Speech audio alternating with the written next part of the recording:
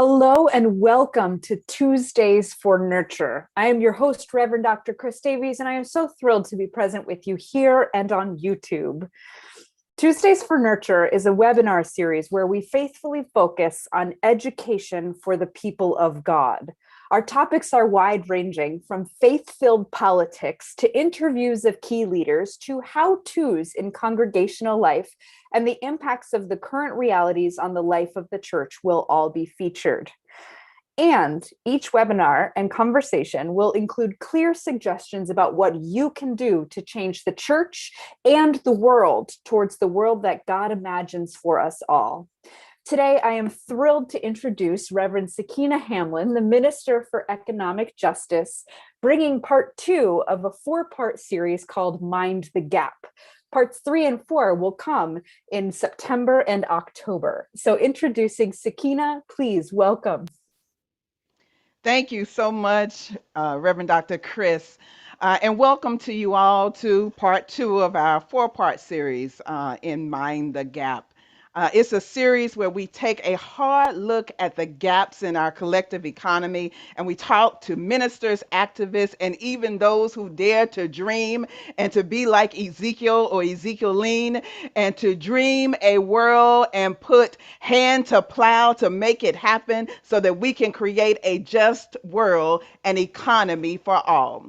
We've got 2 more parts, as Reverend Dr. Chris stated, that are going to come up after this one. So be sure to keep your eye out and or your ear out as we do those. The one that comes up in July will be on debt.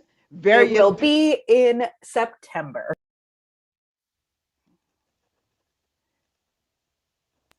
Hello. Can you hear me? Yes. Okay, great. Wonderful. Technical difficulties, but that's okay. So why don't we just get started? We are very thankful to all of you for being with us today. We're going to talk about worker justice. And this worker justice is justice for all workers, from seasonal farm workers in the U.S. to union members to those that are part of our international community.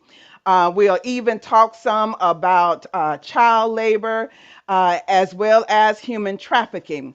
But we're going to look at it all as it relates to the gaps in our collective economy and talk with this group of dreamers, those that have put hand to plow, those that are a part of the Ezekiels and Ezekielines that are daring to create a new and just economy for everyone.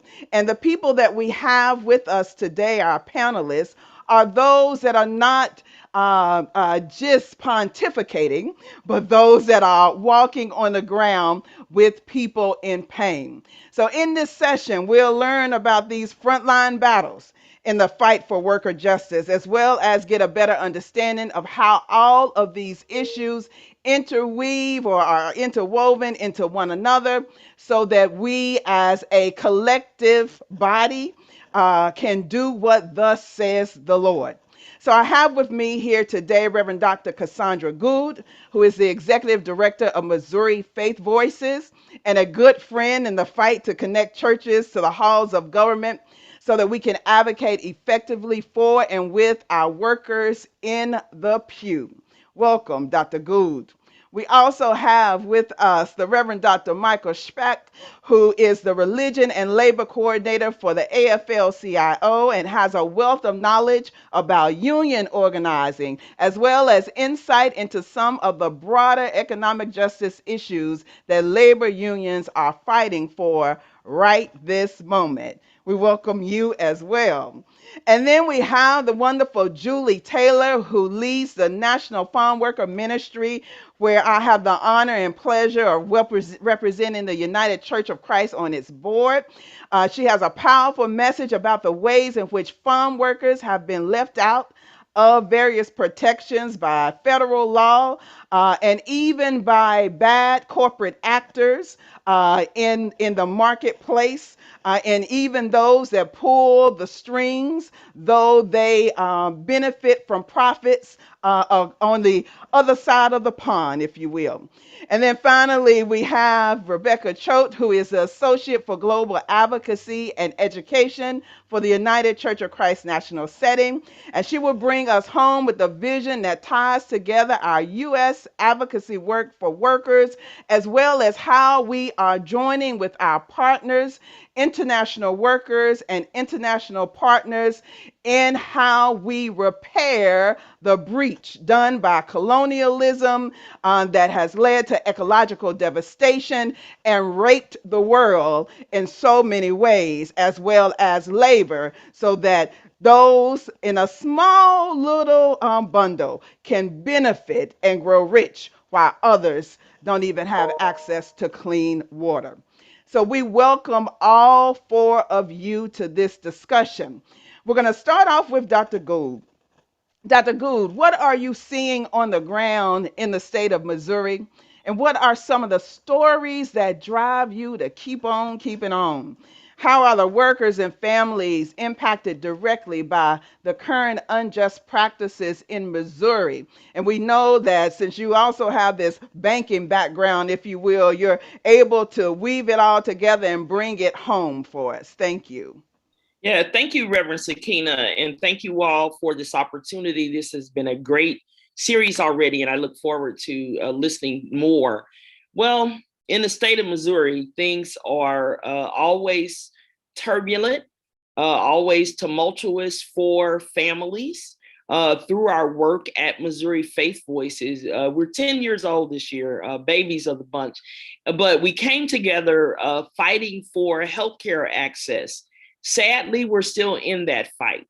Families, even in the midst of a pandemic, after organizations like ours locally and our national organization, Faith in Action, has been in the fight to advocate for healthcare, we collected signatures at the beginning of a pandemic. We did phone banks and got people to vote even in the middle of a pandemic, passed the Medicaid expansion after so many years of trying to get that done. Our legislative body took that away from us. It is not just in Missouri. There are other states that the same kind of thing that's happening. As Reverend Sakina said, there's an intersectionality of oppression and systemic oppression that happens for the most vulnerable people in our community. We voted, it passed. The legislative body, which is a supermajority Republican body, decided not to fund Medicaid. There was no line item.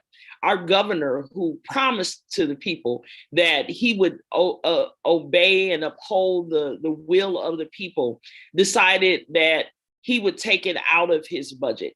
As people of faith, we believe that budgets are moral documents. And so we continue to cry out to try and hold them accountable. There are 275,000 people in Missouri who make less than $18,000 who are depending on, their lives are literally depending on Medicaid expansion being a reality. Regular enrollment would be July 1st. We're still letting people know that they have a constitutional right. We're asking people of faith to join us in prayer on Friday when it goes to trial. Now added 2 more plaintiffs so that it'll be held up longer than the July 1st date. That's just one aspect.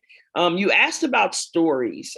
As a pastor, yesterday a story was shared with me from a former parishioner who is a low-wage worker working at a local fast food restaurant, has no health insurance because they let you work just enough hours to be almost full-time, but not enough hours to get the benefits of being full-time.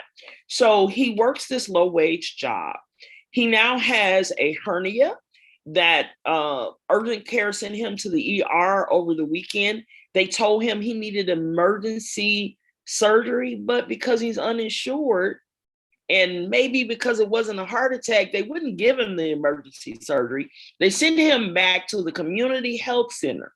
When he got there on yesterday, he needed a paycheck stub to prove that he was poor enough to get their help.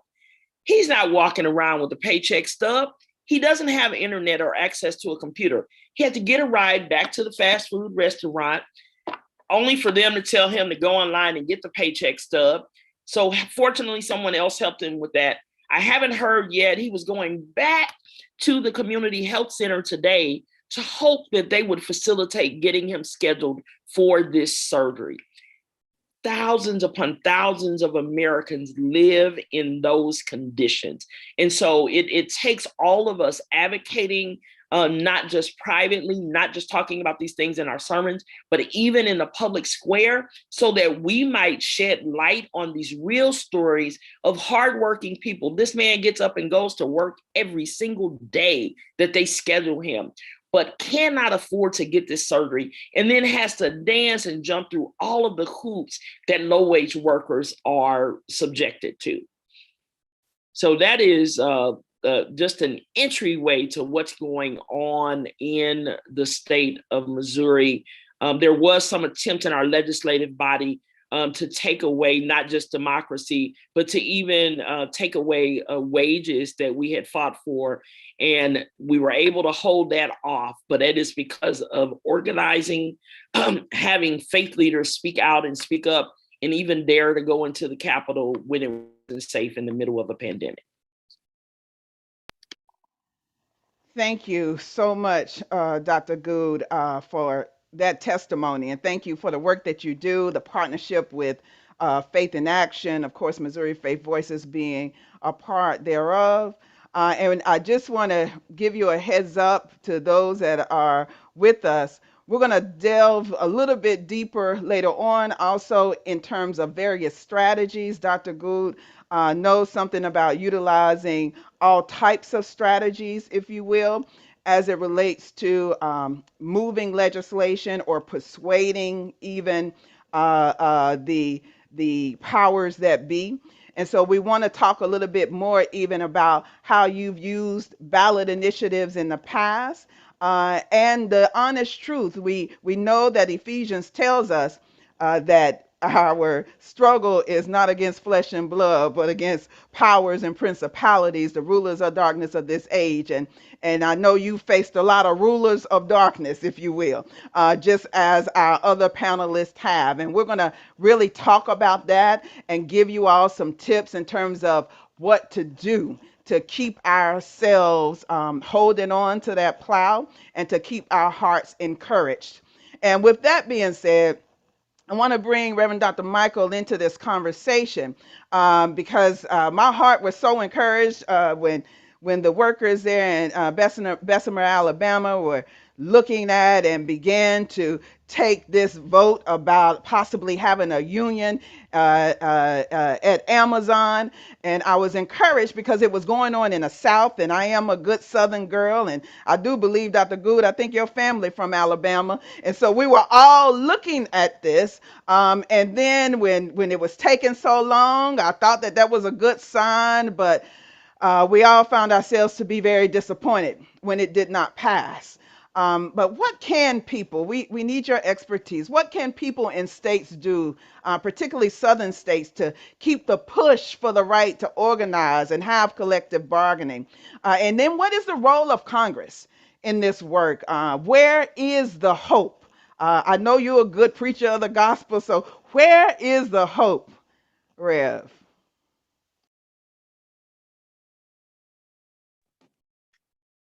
Thank you, Sakina.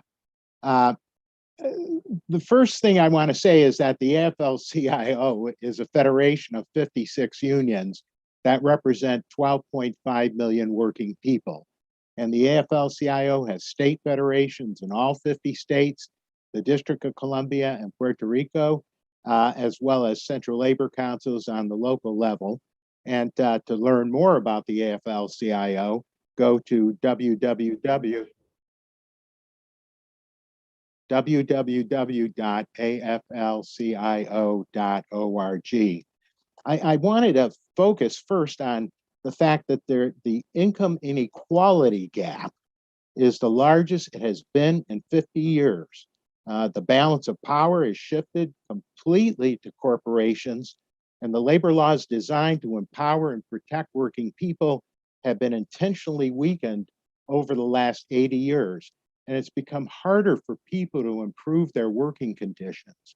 As the percentage of unions decline, income disparity increased dramatically. Today, the poorest 40% of all workers share in only 13%. That's 13% of total aggregate income, which is the total of all incomes in our economy. And the poorest 20% of all workers share in only 4%. That's 4% of total aggregate income. The problem is that our basic labor law, the National Labor Relations Act, which is supposed to protect the rights of workers to form a union and bargain collectively, is broken. At the heart of so many of the union organizing campaigns in the South are Black workers struggling to win economic equity and racial justice in their workplace. And the AFL-CIO is committed to reverse the decline of union density by winning in the South. And the increased level of organizing in the South captured the attention, as Sakina said, of the nation this year, as 5,000 Amazon workers attempted to form a union in Bessemer, Alabama. The campaign was the largest effort by Amazon workers to organize, and one of the largest campaigns in the South in recent years. We believe that Amazon violated federal labor law in the conduct of its anti-union campaign, threatening, intimidating, surveilling, and even firing workers for union activity. The unions appealed to the National Labor Relations Board, citing these violations, and another election is possible. But regardless of the outcome of the election appeals, the world saw that workers in the South, especially Black workers in the South, were taking steps to advance their interests and win some share of justice. Employers like Amazon have an established playbook for intimidating workers who seek to organize into unions. Every aspect of their playbook is about intimidation and fear. Employers have been able to violate the NLRA without significant consequences. The Protecting the Right to Organize Act, or PRO Act, is a once-in-a-generation opportunity to increase worker power, rebuild our economy fairly, and grow the labor movement. The PRO Act will hold employers accountable when they punish or fire workers for attempting to organize into unions. It will stop employers from holding mandatory anti-union meetings to intimidate workers. It will ensure bargaining rights for gig workers, such as Uber drivers and Instacart delivery workers who have been misclassified as independent contractors. It will make sure workers who choose to form a union can actually reach a first contract with their employer. It will stop employers from firing striking workers and hiring permanent replacements. It will override right to work laws that lead to lower wages, fewer benefits, and more dangerous workplaces, which we know so much about in the South. The PRO Act is a top priority of the Biden-Harris administration. The bill has already passed the House, and our challenge ahead is to make sure it passes the Senate. Passing the PRO Act will only happen if we work together to take action and get involved. And we also know that labor can't do this alone. The voices of people of faith, as they have always been, will be critical in this fight for social and economic justice. And so what can you do? You can contact your U.S. senators, urging them to support the PRO Act. Except for Georgia and Virginia, no senators are co-sponsors of the PRO Act in the South. You can join with the AFL-CIO in your area and participate in PRO Act support activities. Enter PRO Act Toolkit in your search engine to find out about upcoming events, as well as other resources, including our PRO Act talking points, endorsement template, and fact sheet. You can organize others in your congregation to support the PRO Act. You can invite a speaker from the AFL-CIO to address your group or congregation about the PRO Act, and you can support workers who are organizing a union. As examples, faith leaders have supported workers organizing a union in some of these ways. Faith leaders have attended union organizing committee meetings, offered a prayer or spoken from their faith traditions about the rights of workers to organize. Faith leaders have accompanied union organizers and workers on house visits. Faith leaders have issued statements of support. Faith leaders have tried to meet with company management to advocate for employer neutrality. Faith leaders have spoken at rallies and other activities in support of union organizing campaigns. Congregational spaces, churches, meeting room have been used as meeting places for union organizing committees. And faith leaders have called on companies to negotiate first contracts. My United Church of Christ sisters and brothers, working people draw courage from the support of faith leaders. Your role helping to explain the deeper values that are at stake when workers organize is critical if we are going to pass the PRO Act. The active involvement and support of faith leaders gives organizing a union, workers organizing a union, hope, and shows that they are not alone in their struggles for workplace justice. We look forward to partnering with you to pass the PRO Act, as well as your assistance in supporting workers organizing unions. Thank you for your commitment to justice for working people.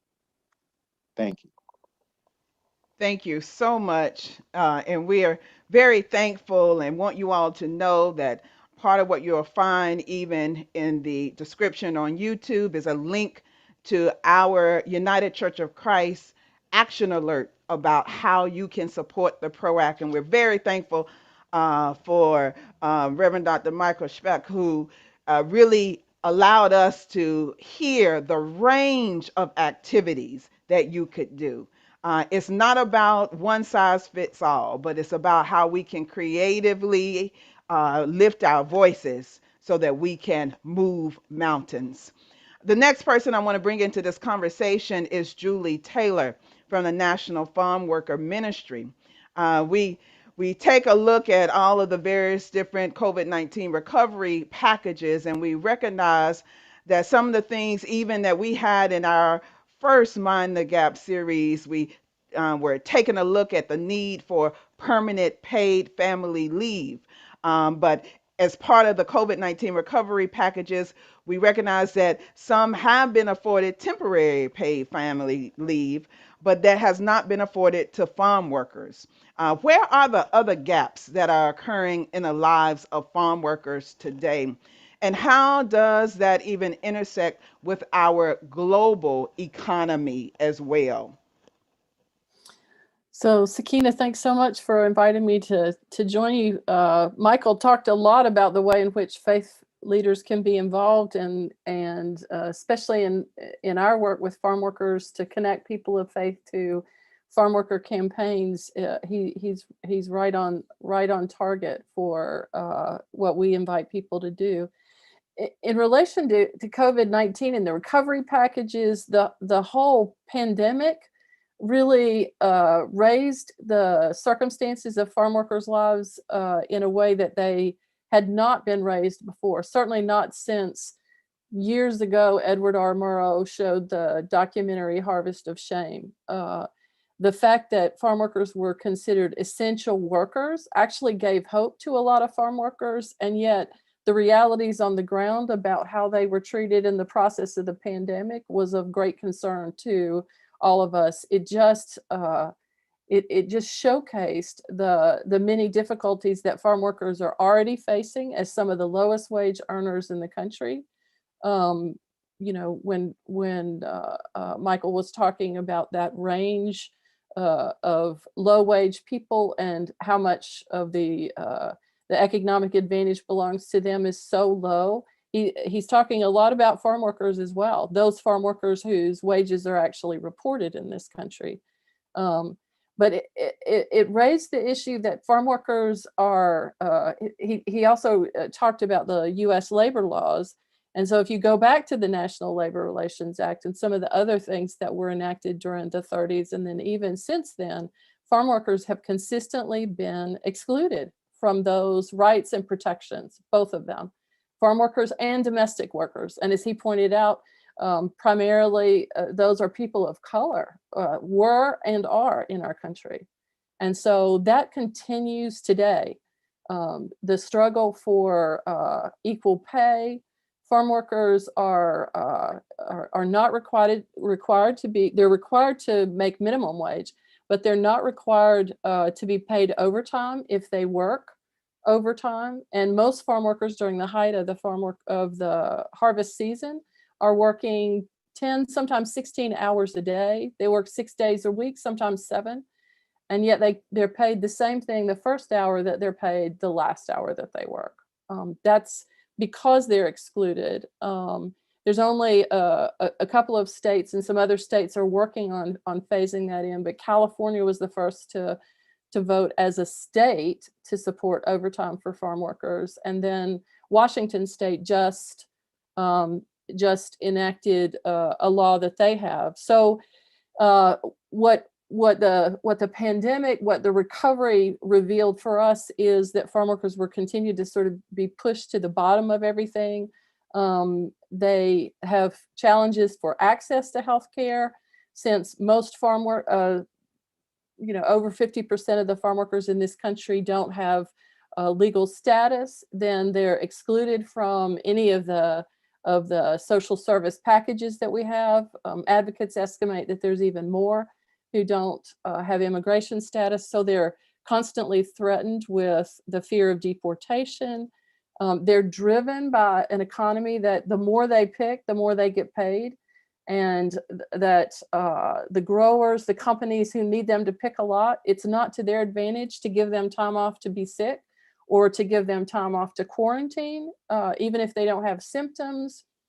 And for farm workers, because if they don't work, they don't get paid.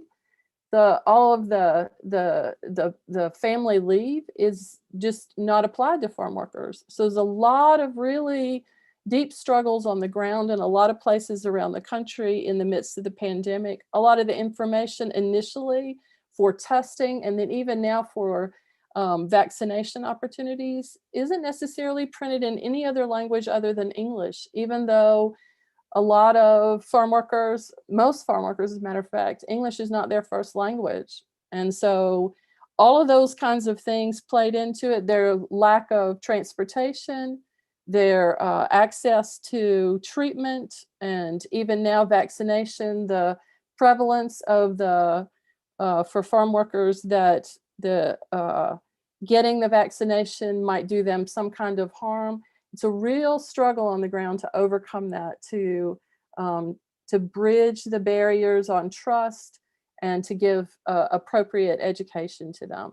And so it continues to be a problem in relation to the global economy, the movement of people. This impacted not just the US, but other places, but then it also prevented people from coming here, from leaving here, and it drives the ongoing movement of people. Thank you so much, Julie, for laying that all out for us so very well. And we do want to come back around and see the ways that your work intersects each other. And I'm going to bring Becca Choate into this now, because we do know that we live in a global economy, yet we often do not live our lives within this reality or with the constant view of how the lives of workers outside the United States intersect with our lives. We want you, Becca, to share some stories and realities about what our siblings deal with at the hands of bad corporate actors and even a global economy of exclusion. Recognizing what Reverend Dr. Michael talked about in terms of this income inequality and how the balance of power has shifted to corporations And often that shift, if you will, looks a little bit different in the US than it does other places. Sometimes people hide behind the geographic space in between. So put some flesh on those bones for us, please. What a small task, Sakina, that you've asked me to do. No, so when I talk about fair trade and some of these global economy problems in workshops and with churches, I always ask folks to take a look at the tags in your clothing. Where has your clothes come from? I can guarantee you it's probably not from this country. The textile and the fashion industry in particular tend to particularly the fast fashion retailers, they use child labor. They use labor that is not paid well. Used to call them sweatshops, right? Those are still existing. We just don't talk about them anymore. We only talk about them when there's a big tragedy that happens. So back in 2014, there was a big garment factory collapse in Bangladesh, and it killed hundreds of people. And we found in the rubbles all of these brand name clothings from all of these stores and these companies that said, oh, well, we didn't actually know that that's where our clothing was being made, because there's these layers of subcontractors and subcontractors and subcontractors. So Nike contracts with a company to sew their tennis shoes, their baseball, whatever kinds of shoes that they want. And then that person contracts with someone else to make one piece of that, who then contracts with someone else and someone else. So it's all of these supply chains that we see, not just for clothing and the fashion industry, although they're a large part of it, but all these other global supply chains can be really murky. And companies honestly sometimes don't know where all of their products are being manufactured and under which conditions those workers are doing that work. That is a big problem. That is a big problem for companies that say they're trying to be sustainable, and they put on this front of saying, oh yes, we're friendly to workers, like yes, we pay our workers these proper wages, but then when you dig down, they actually don't know where a lot of their materials are coming from. And so in the US, sure, they might pay their workers a good wage and they might have all of these protections for their workers, but what about the products they're selling?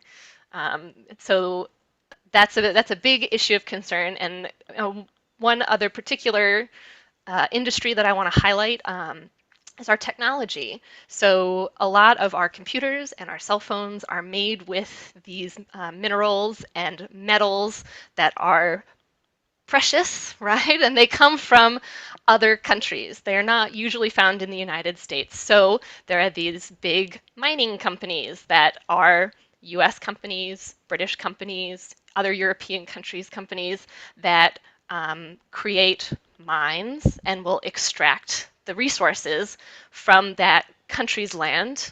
And in the process, sometimes they damage the environment and the ecology around it. They'll pollute the waters nearby because those countries don't necessarily have all the protections for their ecology and their environment. Sometimes in the process of gaining the land from which to extract the resources, they push off indigenous peoples who have lived on that land for generations. We find that particularly in Central America, and in the Philippines. I want to highlight those two places. But also, a lot of times, the countries in which these companies are operating don't have labor protections, right? So in our cell phones, everyone's got a cell phone nowadays. There's something called coltan and cobalt. Those minerals, those metals come mostly, the large percentage of them come from the Democratic Republic of Congo. That is a very large country whose government does not control this entire territory. There's lots of militias and other roving gangs. And often the sales of these minerals go to finance this violence and this war that's happening in these regions, as well as when the mines are shut at night, even if they're run by a company that claims they don't do anything bad to their workers, at night, when the mines are closed, people from the nearby villages will sneak in to mine and sell it. These are called artisanal miners. They'll sneak in to mine it and sell it to these third-party brokers. And so, they're sending their children in to do this work. It's all because we've created an economy that runs on money.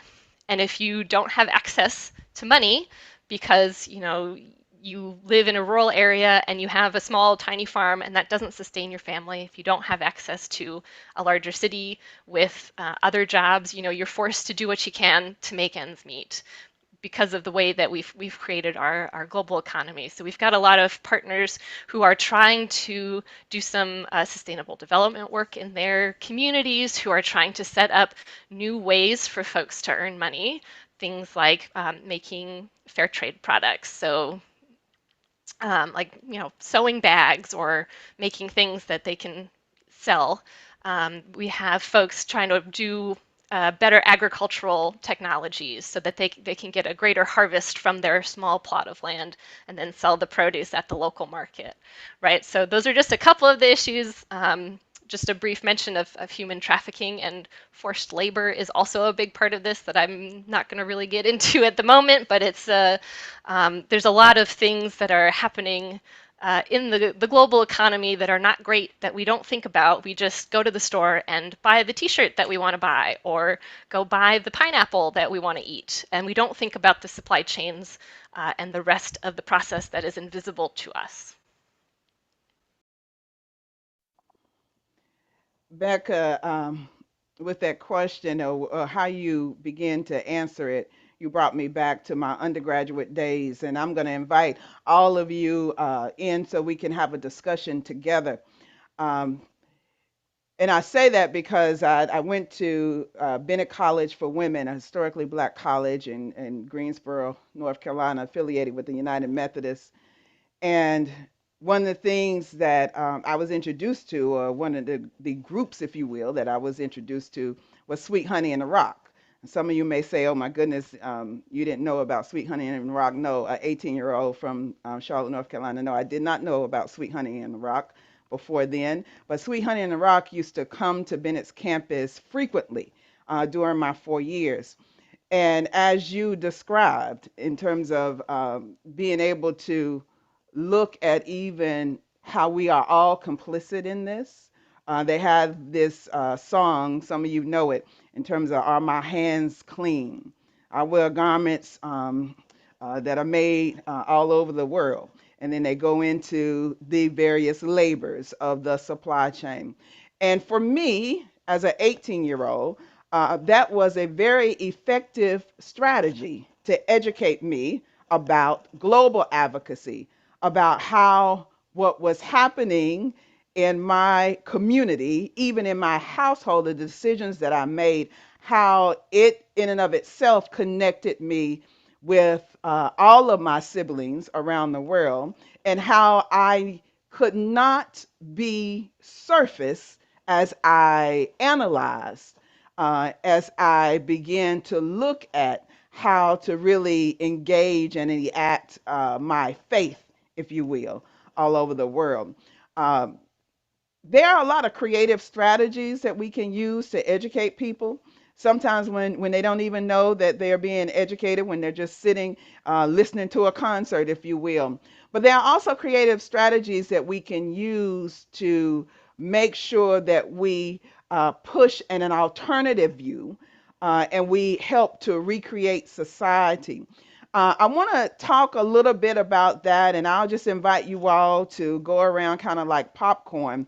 But I do want to hear and put in an atmosphere, things like the economic boycotts, how we can infiltrate the stockholder meetings, if you will, and what that even looks like. Even some of our partner ministries, the Coalition of Immokalee Workers, have done that. In Missouri, ballot initiatives is something that you do often, and we all know about even just the judicial strategy, the legal strategy about looking at how certain laws disproportionately affect certain groups. First John talks about it in this way: how you have to love not only in word, but in truth and action. And so sometimes we say things, but how our actions, the actions of the various legislation, tells a different story. So if you all can talk with me about some creative strategies that you use to effect change, or things that you want to lift up, that would be great. And if you want to actually tie it to certain events or opportunities that are going on right now, that would make it even more meaningful. So I'll open it up to you all. I'll start. When you were talking, Reverend Sakina, I was thinking about, and again, Medicaid is just on my mind, right? Thinking about, in Matthew 25, when Jesus asked the question, when I was sick, did you visit me? And in Missouri, when people were sick, legislators took the healthcare away. And so one of the ways in which we, over the years, have try to keep narrative in those stories, like the story I told you about this parishioner, Michael, is to always have like this public display. When we were in the last part of the fight, we thought it was the last fight just to get Medicaid passed. One of the partner organizations, or collaboratively, got an ambulance and made this ambulance basically the Medicaid mobile. And that ambulance MIRV went all around the state of Missouri. So it's eye-catching, right? And it says expand Medicaid. And it was literally a way to go into communities to remind people that there were 275,000 people, neighbors, that were depending on it. We are currently in this season of sacred story gathering, where we will be so intentional. We're training neighborhood people to go into the community. Some will be virtual, some will be hybrid, to go into their communities and listen to the stories. We are imagining and yet waiting for funding so that we might have something that looks like an old bookmobile that literally goes through the communities, a story gathering van, so to speak, or shuttle, that people can actually get on and share stories that we were recording, etc. We get all of the rhetoric that comes from either side of the aisle, right? But we really want to humanize this. I have a United Methodist colleague, Tex Sample, and he always says we have to people the problem. And so we are trying to people this problem, and we're faith leaders. So we, some of us, we know where the people are. We know who the people are. We don't want to do this in exploitive ways, but we want to remind people that this is not just about, dollars and cents on a budget. This is not about partisan politics that results in policies, but it is about families and people, individuals that are impacted with food off their table or healthcare out of their lives, which means literally death is imminent for them. Premature death could be imminent for them. And so I believe that in this season, faith leaders we talk to more people online than we were in our buildings, right?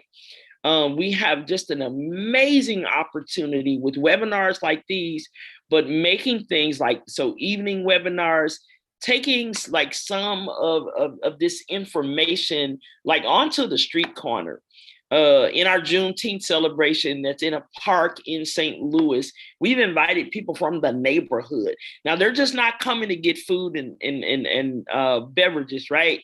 Or to get their children's face painted. They might think that that's why they're coming, but there'll be a talk tent there with information that we're sharing with them so that we might give them the information that they need as well. But also we have to also be more creative in how we're teaching the people in our pews. Many of those policymakers are in our pews. So what is our avenue, not just through a sermon, but our avenue to actually making sure that we're peopling the problem for them? Well, with the National Farm Worker Ministry, we've been working on, we've been supporting, as you have, the United Church of Christ, the Wendy's boycott for the last number of years. They took it public several years ago. Wendy's is the last fast food company holdout from signing into the Fair Food Agreement, which gives farm workers a penny a pound more for their tomatoes. But Wendy's has not been responsive to this. Well, they've responded, but not in ways that have been helpful to farm workers. And so very recently, there was a shareholder meeting, a group of sisters, a religious order, sent a shareholder recommendation to that meeting. And there was a lot of sort of preliminary news media about that. And at the shareholder meeting, the shareholders voted to adopt it. We're waiting now to see if that actually results in signing on to the Fair Food Agreement, because we have discovered that companies have a whole set of ways to try to avoid doing exactly what you need them to do, right? But it's a step closer. It's raised lots of awareness around that, and currently we're inviting not just us, but the Coalition of Immokalee Workers is inviting people to send emails to the CEO and to the president of the board.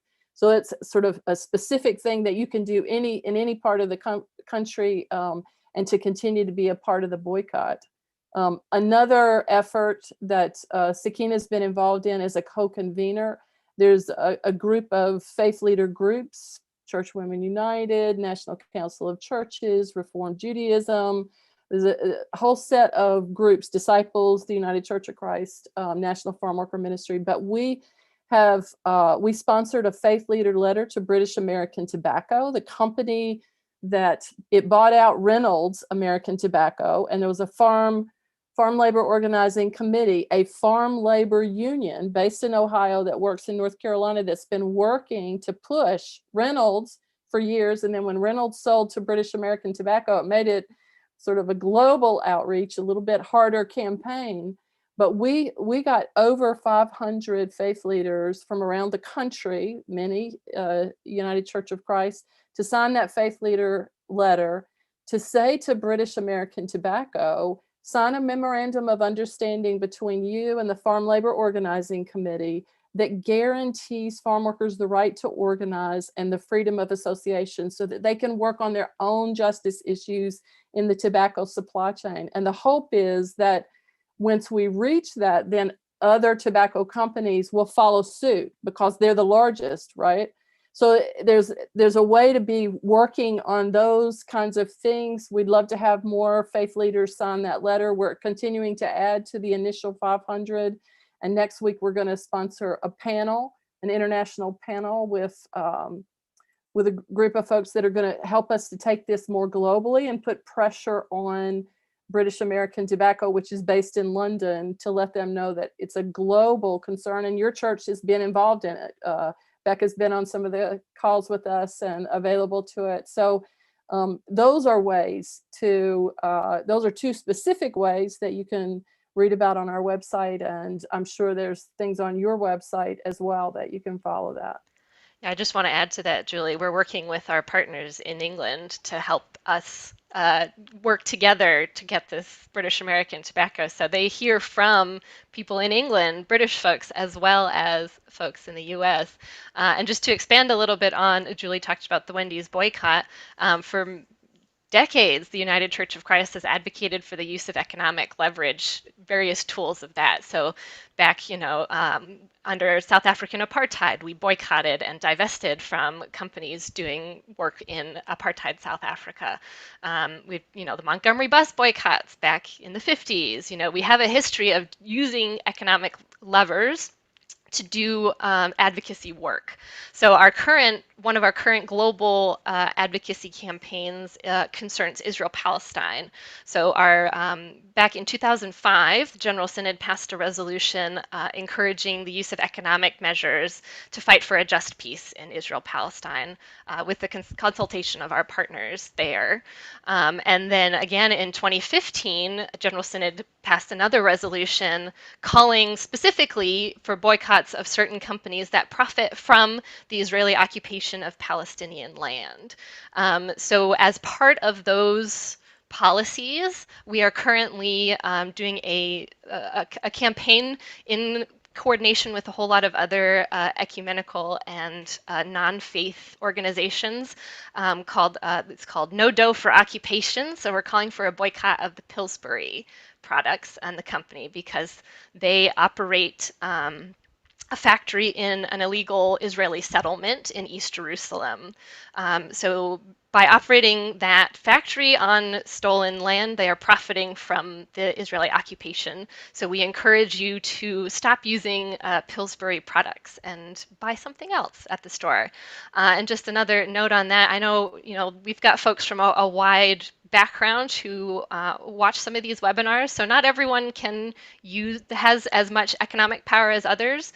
So I encourage folks to do what you can, right? So if you have the means and the money, look into the clothes you're buying, the other items that you're buying. Make sure that you're buying from ethical and sustainable companies. If you don't have the capacity to do that, that's fine. This is a system problem. It's not an individual choice problem, right? Our individual choices aren't necessarily going to change the whole system. So there are other ways besides, looking up and buying expensive clothes because workers are being charged, fair wage and all those other things that makes your clothes more expensive, and not everyone has access to that. So, we can do advocacy at the federal government level, at the state level for worker protections, as Michael mentioned earlier. There's a whole, spectrum of ways in which we can do this. That's not just at the individual level. So while I do encourage you to do some of these boycotts if you can, I also want to note that not everyone can, and there are other ways to do some of this. Thank you so much. And we know that AFL-CIO is right there with us and leading us, if you will, also on this piece with British American Tobacco, a partner in the work as well. As usual, the discussion is rich, but time is not on our side. So I want to just close with this question, and anyone can answer it, and then we'll invite Reverend Dr. Chris Davies to come.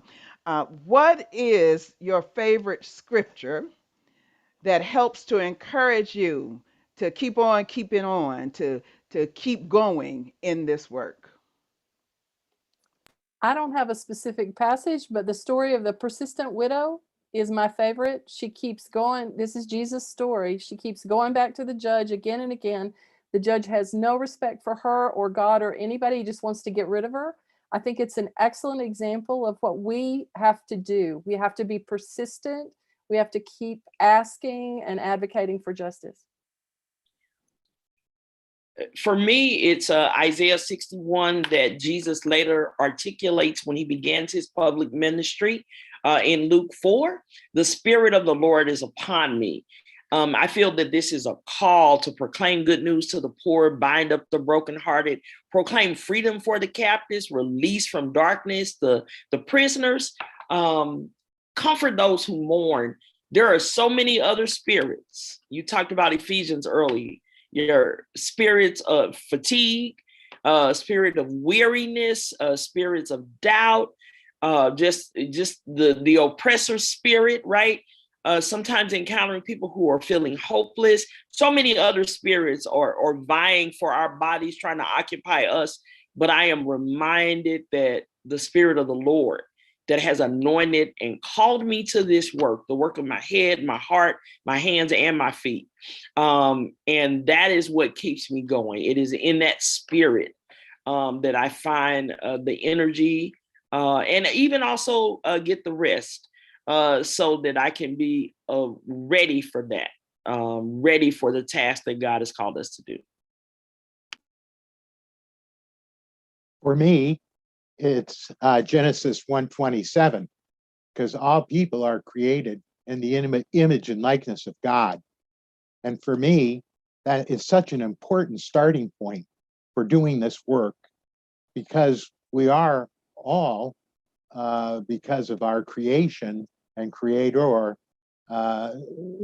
deserving of dignity and respect. And that's everywhere. That's in the workplace, that's in society as a whole. And it's that kind of motivation for me that's important, because I see in everyone God and God's image. And that keeps me going, understanding that we're all created in God's image and deserving of dignity and respect. And this is why unions are important, because we're looking to give people equitable workplaces and an equitable society, a just society, and income. And I'll add to all those excellent choices. The passage from Isaiah, which goes, "For those who wait upon the Lord shall renew their strength. They shall mount upon wings as eagles. They shall run and not be weary. They shall walk and not faint." So I hope to continue to walk and not faint in this work.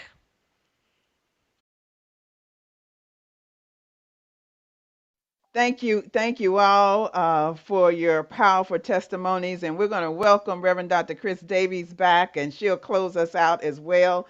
Know that you will receive resources, and it will be a part even of the YouTube link as well. Thank you. Oh, beloveds of God, I feel personally called into this work continuously to help imagine an economy that values all people as God's people, that values all people in the work that they do, in the way that they give of themselves and their gifts, their creative gifts of God, for the collective world that we imagine for each other and our great, great, great, great granddaughters. So I want to thank each of you for your wisdom in this work, for your organizing in this work, for your calling in, and for your being present with us and calling us as the United Church of Christ to be attentive and carry forward.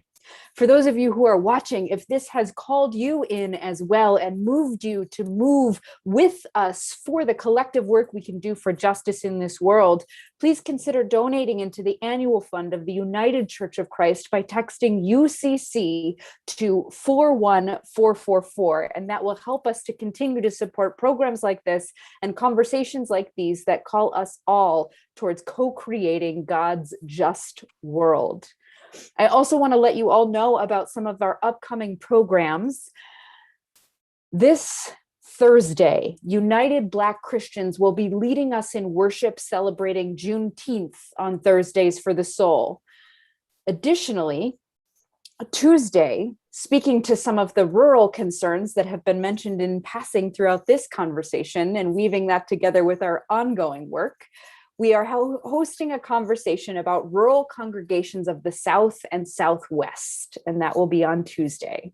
And then finally, Thursday, next week, we're going to hear some of the synod stories that have moved us. And I can also say that some of the ways in which we've been in economic alignment that have occurred specifically at General Synod, spoiler alert, may be part of those stories. So wait and see and join us on a week from Thursday. Additionally, and finally, I want to give you all a heads up that after General Synod, all the way until September, we are taking a break from digital programming as we gather ourselves in and prepare to make incredible content for the fall. So know that now in preparation for all that is coming. Breathe with us, be beside us, and let us gather our hearts, minds, and souls in prayer for the rest of our days. Holy One, I give you thanks for each of the leaders in this conversation. I give you thanks for their words, their work, and their way of calling us in to labor together towards your kingdom on earth as it is in heaven. I give you thanks for the people they have inspired in the organizations and alignments that they carry in their faith, in their witness, in their world, as well as the people on this conversation listening who have been called and inspired and held in our ongoing awareness of how we collectively are your children. So give us the wings to fly and to be with you in this work going forward. Give us the scripture to carry us through, the things and the people to hold on to when we know not what to do next, and the Spirit beside us each step of the way. God, I pray all this in the name of Jesus Christ, who gives us and empowers us into church community together as the head of our church. And it is in Jesus' name that I ask for your blessings on all present today and for the rest of their days. Amen.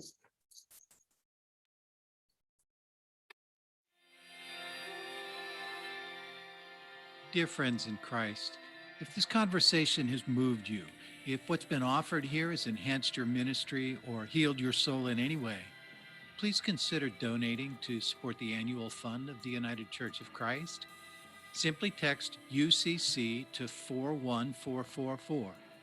Your support will help build more programs like this. We thank you for your support. Be blessed and be a blessing, and know that you are not alone. We are holding you in prayer. Amen.